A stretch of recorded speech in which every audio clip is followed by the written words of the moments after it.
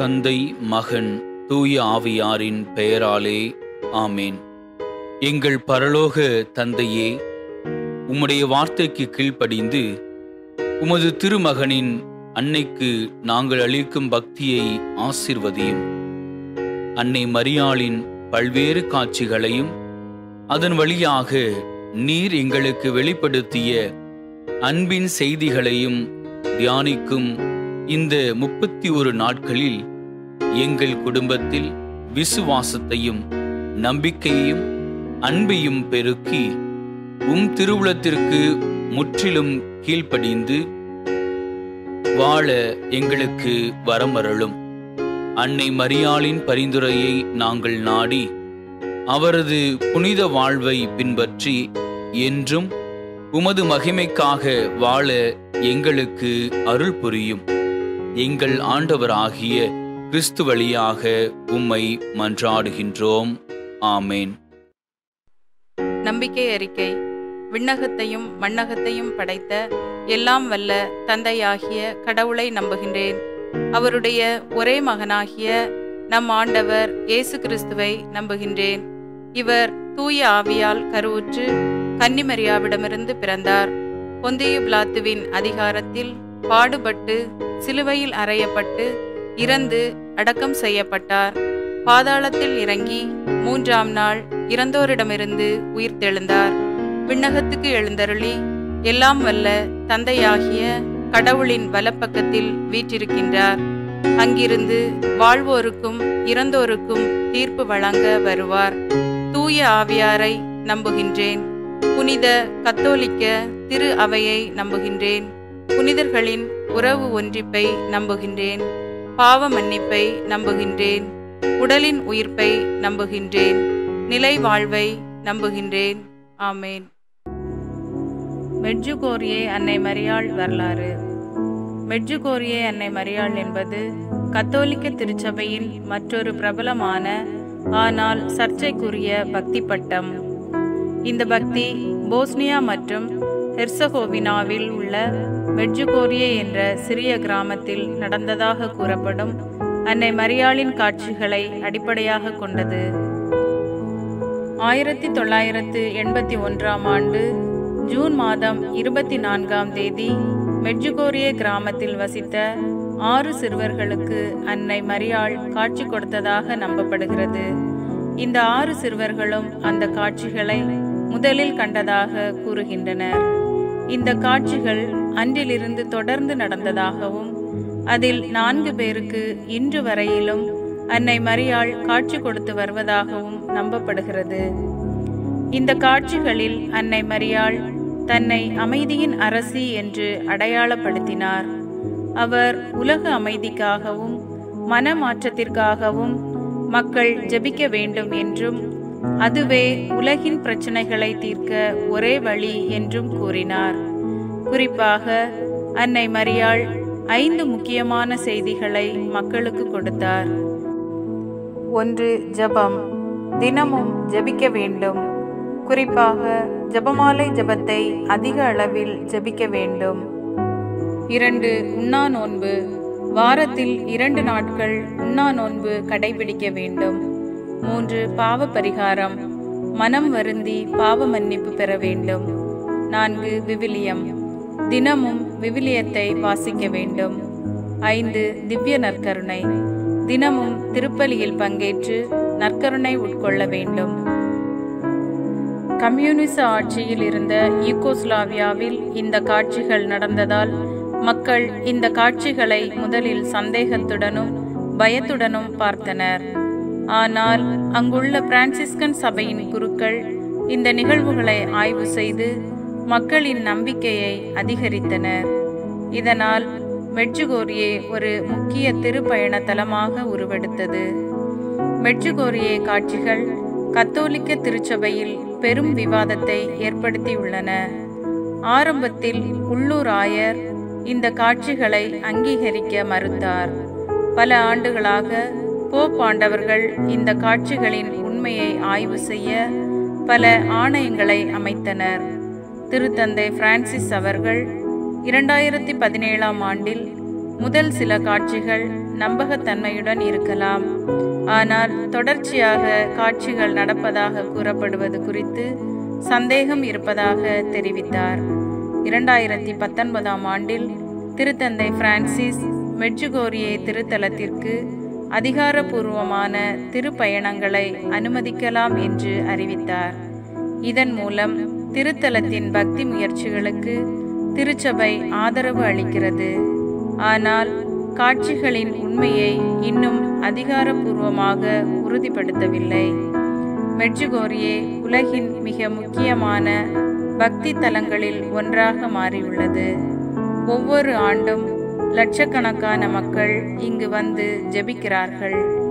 இந்த இடம் ஜெபம், மனம் திரும்புதல் மற்றும் மனமாற்றத்தின் அடையாளமாக பார்க்கப்படுகிறது.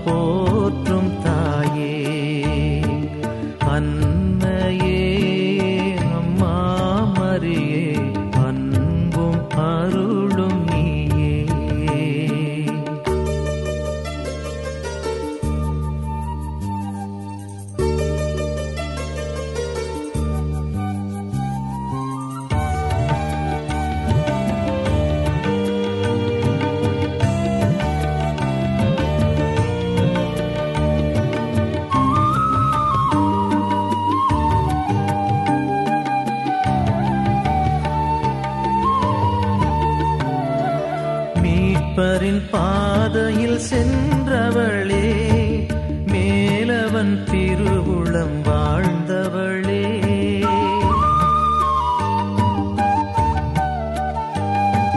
மீட்பரின் பாதையில் சென்றவளே, மேலவன் திருவுளம் வாழ்ந்தவளே, இகமதில் இருப்பவர் எம் துணையே, எங்களின் இனியனல் இறையன்னையே, அன்னையே அம்மா மரியே, அன்பும் அருளும் நீயே.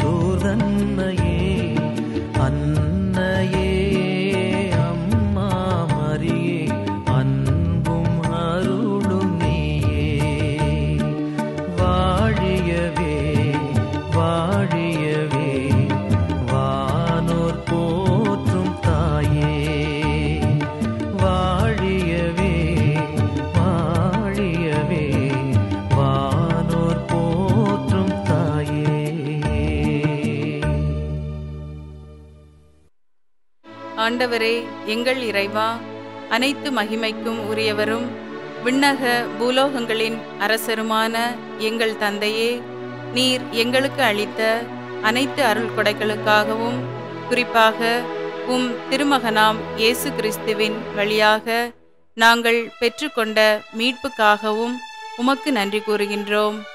அன்பு தாயாம் அன்னை மரியாவே, கானாவூர் திருமணத்தில் நீர் காட்டிய பரிந்துரை முதல் சிலுவையின் அடியில் இயேசு உமக்கு அளித்த தாயின் பாசம் வரை உம் வாழ்வின் ஒவ்வொரு காட்சியிலும் நீர் இறை சித்தத்திற்கு முற்றிலும் அடிபணிந்த உத்தம அடியாராக விளங்கினீர்.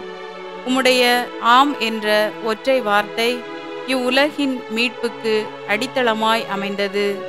நாசரேத்தில், விவிலியத்தில், இவ்வுலகில் பல்வேறு இடங்களில் உம்மை கண்ட ஒவ்வொரு இடத்திலும் நீர் அன்பு, நம்பிக்கை, மனம் வருத்தம், ஜெபம் ஆகியவற்றின் அவசியத்தை எங்களுக்கு உணர்த்தினீர். தாயே, உம்முடைய ஒவ்வொரு காட்சியையும் தியானித்த நாங்கள் நீர் எங்களுக்கு கொடுத்த செய்திகளை எங்கள் உள்ளங்களில் பொக்கிஷமாக பாதுகாக்கின்றோம். உலக அமைதிக்காகவும் பாவிகளின் மனமாற்றத்திற்காகவும் குடும்பங்கள் இறைவனின் பாதையில் நடக்கவும் நீர் விடுத்த அழைப்பை நாங்கள் செவிமடுக்கிறோம். உம்முடைய கண்ணீரும் உமது தாய் உள்ளத்தின் ஏக்கமும் எங்கள் இதயங்களை உருக்குகின்றன. இப்பொழுது எங்கள் குடும்பமாக நாங்கள் உம்மிடம் மன்றாடுகின்றோம். நாங்கள் உம்மை போல் இறைவனுக்கு முற்றிலும் அடிபணிந்து வாழும் வரத்தை எங்களுக்கும் எங்கள் குடும்பத்திற்கும் தந்தருளும்.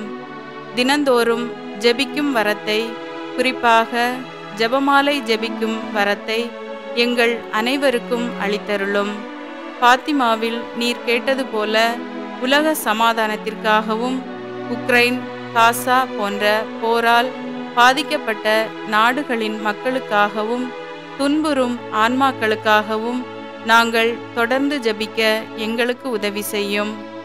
மனம் திருந்துதலின் முக்கியத்துவத்தை நாங்கள் உணர்ந்து எங்கள் பாவங்களை அறிக்கையிட்டு இறைவனின் கருணையை நாட எங்களுக்கு வழிகாட்டும். தூய்மையான வாழ்க்கையை வாழவும் சவால்களின் மத்தியிலும் விசுவாசத்தில் உறுதியாக நிற்கவும் எங்களுக்கு பலம் தாரும். எங்கள் குடும்பத்தில் உள்ள அனைவரையும் உம்முடைய பாதுகாவலில் எடுத்துக்கொள்ளும். நோயுற்றவர்களை குணமாக்கும். வழி தவறியவர்களுக்கு வழிகாட்டும். துன்புறுவோருக்கு ஆறுதல் தாரும். இறைவனின் அன்பும் நீதியும் எங்கள் குடும்பங்களில் என்றும் நிலவச் செய்யும். மரியாளின் மாசற்ற இருதயமே, எங்களுக்காக வேண்டிக் கொள்ளும். இயேசுவின் திரு இருதயமே, எங்கள் மேல் இரக்கமாயிரும். ஆமேன்.